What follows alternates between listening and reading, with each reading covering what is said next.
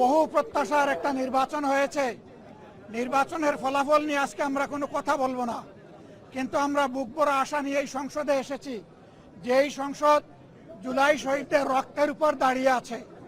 আমরা অনুরোধ করেছিলাম যে এই সংসদে যারা ফ্যাসিস্ট সরকারের দূষর ছিল, যারা খুনের সহযোগী ছিল, তারা কেউ যেন এখানে কোনো বক্তব্য রাখতে না পারে। এই প্রেসিডেন্ট তিনটা কারণে অপরাধী, যার বক্তব্য এই মহান সংসদে আমরা শুনতে পারি না। প্রথম কারণ হচ্ছে তিনি সমস্ত খুনের সহযোগী ছিলেন। তার আমলে যে খুনগুলো হয়েছে, একটা খুনের বিরুদ্ধেও তিনি শাসক গোষ্ঠীর প্রতিবাদ করেন নাই। সেই খুনে তিনি কোনো ব্যবস্থা গ্রহণ করেন নাই। প্রেসিডেন্ট রাষ্ট্রের অভিভাবক হিসাবে তিনি জঘন্য অপরাধ করেছেন রাষ্ট্রের নাগরিকদের প্রতি। দ্বিতীয় কারণ ছিল, আপনারা জানেন, আগস্ট মাসের 5 তারিখ 24 সালে তিনি জাতির উদ্দেশ্যে ভাষণ দিয়েছেন। সেই ভাষণে তিনি বলেছিলেন যে তিনি ফ্যাসিস্ট প্রধানমন্ত্রী পদত্যাগ করেছেন এবং তিনি তা মঞ্জুর করেছেন। পরবর্তী পর্যায়ে আপনারা দেখেছেন, 2টা মিডিয়ার সাথে সাক্ষাৎকার দিতে গিয়ে তিনি তা অস্বীকার করেছেন। নতুন গল্প সামনে নিয়ে এসেছেন। তিনি জাতির সামনে মিথ্যাবাদী হিসাবে সাব্যস্ত হয়েছে।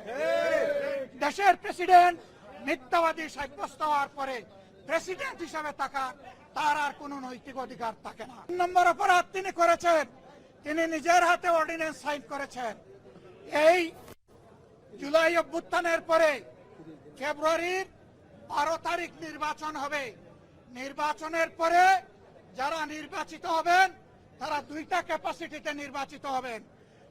তারা সংস্কার পরিষদের সদস্য হিসাবে নির্বাচিত হবেন এবং তারা একই সাথে সংসদ সদস্য হিসাবে নির্বাচিত হবেন।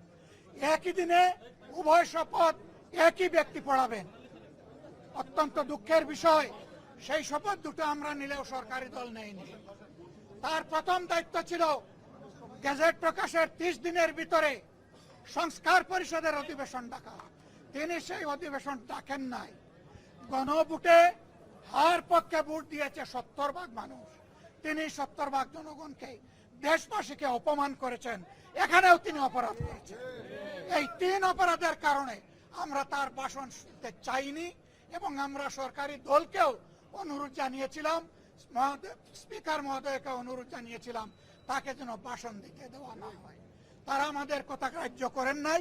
আমরা সংক্ষুব্ধ হয়ে সংসদ থেকে বের হয়ে এসেছি। আমরা আগামীতে এই সংসদে কোনো অন্যায়কে আমরা বরদাস্ত করব না এবং মেনে নেব না। আমরা জনগণের স্বার্থের পক্ষে লড়াই করে যাব, অধিকারের পক্ষে লড়াই করে যাব। প্রিয় দেশবাসী, আমরা আপনাদের সাথে আছি, আপনাদের অধিকারের পক্ষে আছি, আপনাদের রায়ের প্রতি আমাদের সম্মান আছে। আমরা আছি আপনাদের সাথে, আপনারাও থাকবেন আমাদের সাথে। সাংবাদিক বন্ধুগণ, আপনাদেরকে ধন্যবাদ।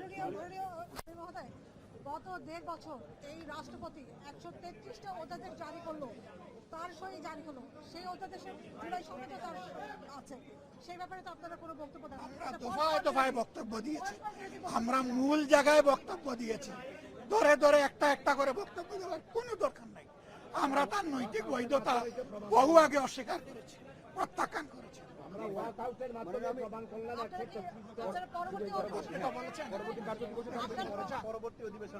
অবশ্যই আমরা যাব।